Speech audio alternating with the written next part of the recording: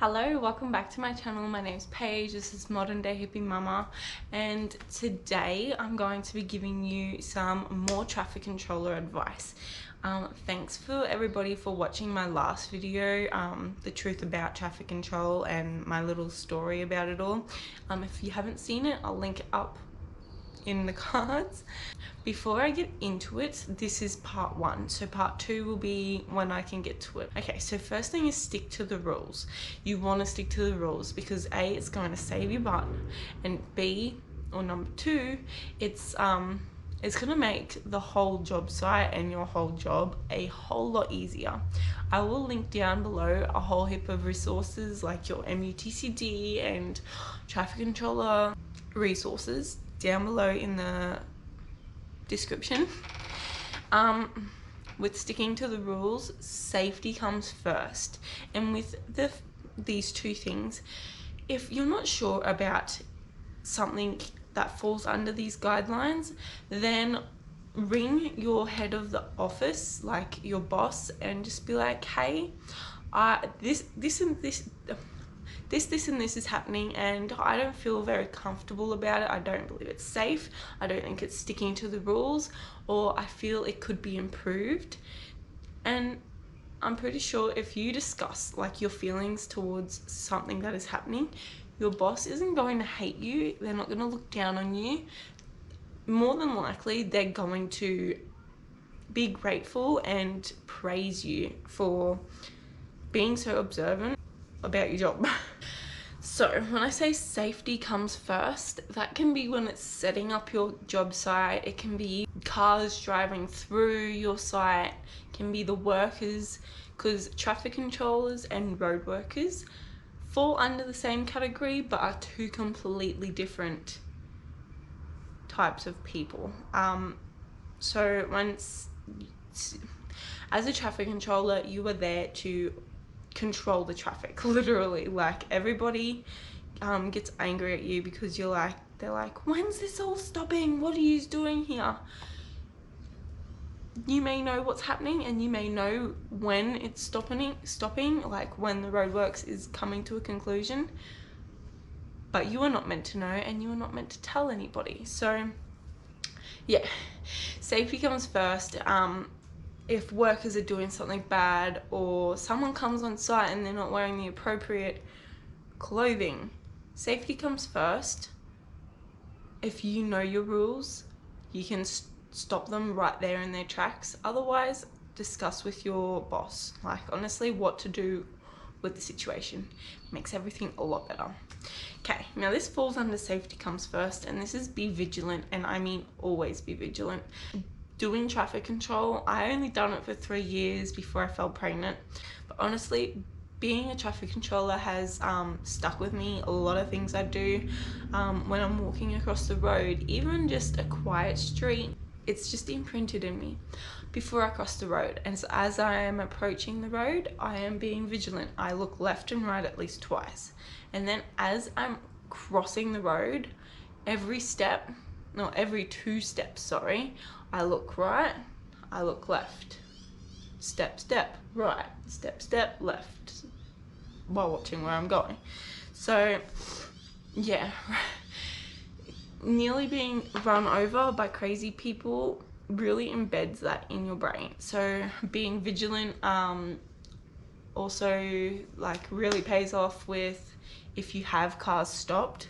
One stage in my last story is a really great example. I had a site where I had so many signs set up, and this lady, I had people on stop, and this lady came flying, came screaming to a halt at me. I had her on stop, and because she was aggressive as soon as she pulled over, I did not approach her car, and she was on hold for a good 5-8 minutes, and she became more and more aggressive. So I just wasn't approaching her car at all. And by the end of, before she took off, she screamed up right next to me, because cars are meant to stop a certain distance away, screamed up right next to me, abused the hell out of me. I said, you can do a U-turn. There's nothing wrong with that. And she went forward and then just screamed backwards. And if I hadn't have jumped out of the way, I would have been under her car and she would have been gone somewhere. So yeah, be vigilant. It really pays off. Okay, so this falls under being vigilant, and that is that was a prime example. Never approach a car. Obviously, if you're going to, if you've just put someone on stop and they're not being aggressive and they may look like they're in a rush, by all means, if you feel comfortable, approach the passenger side window. Never open the door, just approach the passenger side window. If their window's down or they wind Okay, so if I was to approach a window, say we've got line marking going on, I would go to the passenger window. I would see if they would wind it down. If they don't wind it down, you get that sometimes. Just walk straight back to your spot. More than likely they'll wind the window down. So if they wind the window down, just be like, hey, how are you today? Sorry for pulling you over, and always stay positive. Sorry for pulling you over. I know it's a pain, you know, traffic. I thought I'd just let you know that we're just doing some line marking. They shouldn't be too long. As soon as they're finished, we will let you go. So say if I've just let my traffic through, it's like a game of tennis. So as soon as you hit the ball, it's the other person to serve. So if you've just let your traffic go, you're on stop for a good 5 minutes, and you're the last to let your traffic go, then the other end, if they have traffic holding, then they send their traffic through. So it's like a game of tennis. So no one's waiting for too long, because the whole aim of traffic control is to keep a continuous flow. You don't want people stood still. So this end's been on for like 10 minutes. That's illegal. So you want to be able to send them through, get people moving, empty out your lines as quick as possible. And then, yeah, you know what I mean? Okay, good. Just stay positive about it, but never approach a car, especially if the person is looking aggressive, if they look like they're gonna blow their top off, or you just don't feel comfortable about the situation, because it can turn dirty really, really quick. So yeah, and if you can help it, don't approach a car with a passenger, because especially if they look angry, don't want to get hit.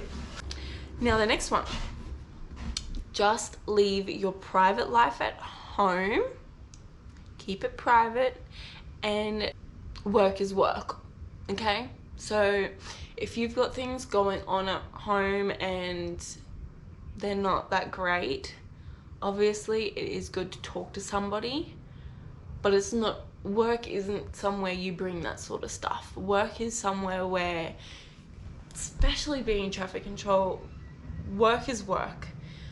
Home, pleasure, leisure, that is its whole own thing. Traffic control is a whole big system of its own. You're there literally to keep everybody safe and to bring everybody home at the end of the day. So bringing your private life to work isn't going to help anybody. And not only is it not going to help anybody, it's not going to help you. In my early days, in the beginning of traffic control, I was telling one of my colleagues pretty much everything, like getting in your car or boyfriend troubles, or just, I was talking about stuff I would talk to my friend about to my colleague. And some people, full-grown adults, can be disgustingly sneaky, and it is pretty sad. Some people will just do anything to destroy you, even twist your own stories that weren't that bad into something that tells people you shouldn't be doing the job. So keep it at home.